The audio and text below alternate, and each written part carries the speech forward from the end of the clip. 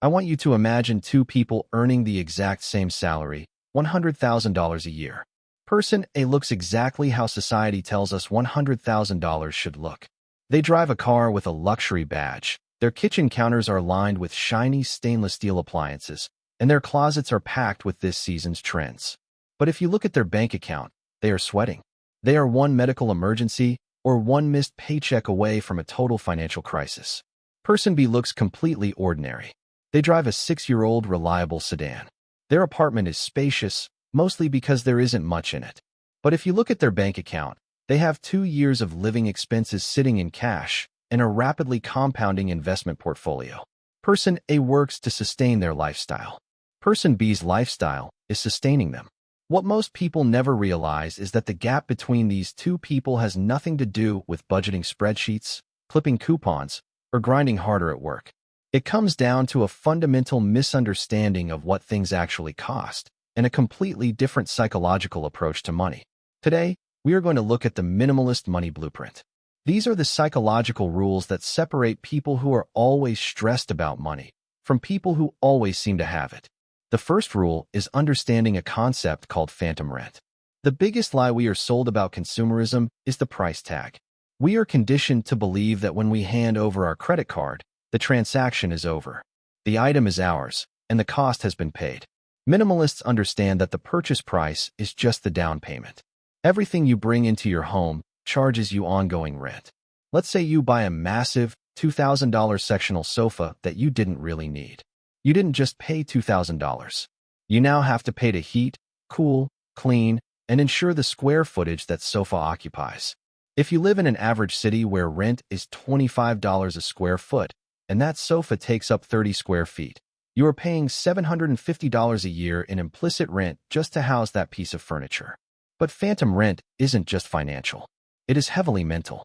Every object you own demands a slice of your cognitive bandwidth. It has to be cleaned, organized, insured, updated, charged, fixed, or worried about. Have you ever walked into a heavily cluttered room or a garage packed to the ceiling with boxes and felt your chest physically tighten? That is your brain actively processing the mental carrying cost of your environment. Minimalists don't own fewer things because they hate nice stuff. They own fewer things because they fiercely protect their mental peace. They refuse to pay phantom rent to objects that don't add massive value to their lives. The second rule is avoiding the ecosystem trap. Have you ever bought something relatively cheap, only to realize it forced you to spend hundreds of dollars later? Purchases rarely live in isolation. They demand ecosystems. Let's say you decide to get into photography and buy a starter camera for $400. That doesn't sound too bad. But the camera needs a carrying case and a high-capacity memory card. Then you need editing software. Then you realize the stock lens isn't great in low light, so you drop $300 on a new lens. Then you need a tripod. Your $400 innocent purchase just quietly engineered a $1,200 ecosystem. Before you make any significant purchase, you have to ask yourself, am I just buying this item, or am I subscribing to its ecosystem? If you want to try a new hobby, don't buy the ecosystem. Rent it. Borrow the camera for a weekend. Book an Airbnb that comes with a kayak instead of buying one to sit in your garage for 50 weeks out of the year. 90% of the time, our desire is just for the experience of a novelty, not the lifelong financial burden of owning and maintaining the equipment. The third rule is building friction architecture. If you struggle with impulse buying, I need you to hear this clearly. It is not your fault.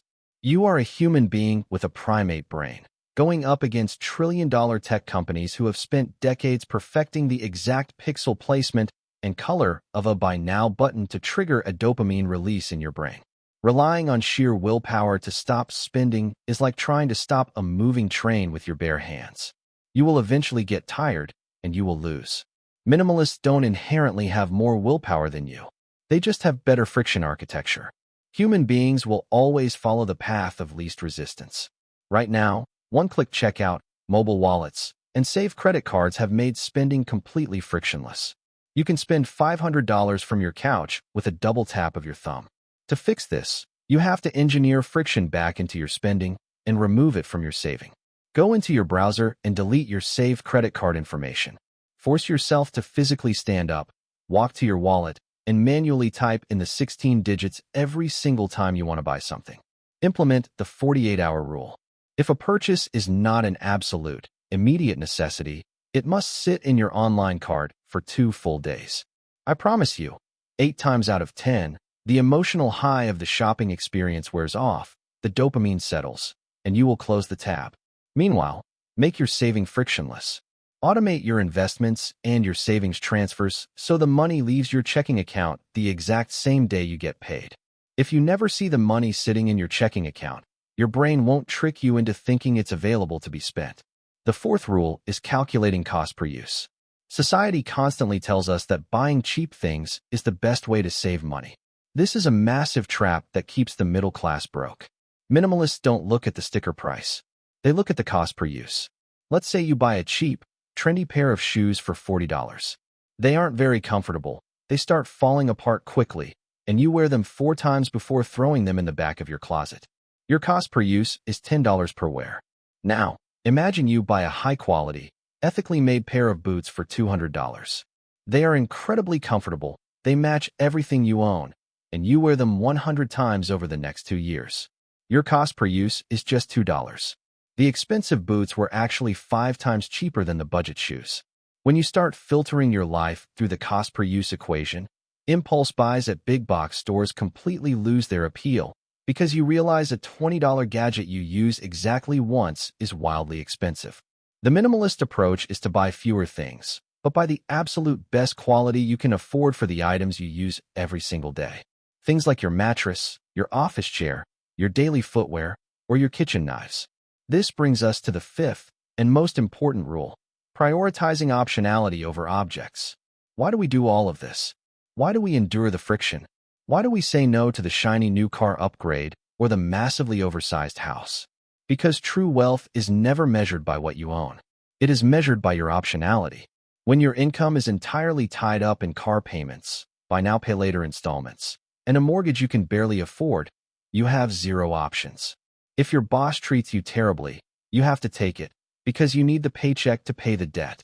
If you want to move to a new city, you can't. You are effectively a prisoner to your own possessions. But when you live below your means, when you reject the endless upgrade cycle, and when you let your money compound in investments, you buy the ultimate luxury. You buy freedom.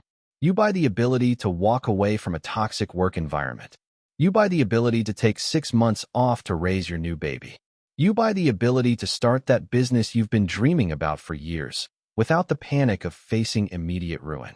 Every dollar you don't spend on things you don't need is a dollar that buys back a piece of your future time.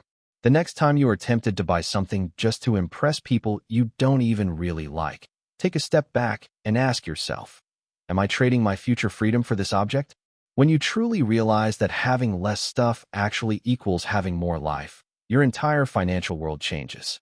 If this perspective changed the way you look at money and minimalism, hit the like button and subscribe to the channel. Let me know down in the comments what item you are completely done wasting your hard-earned money on. I'll see you in the next video.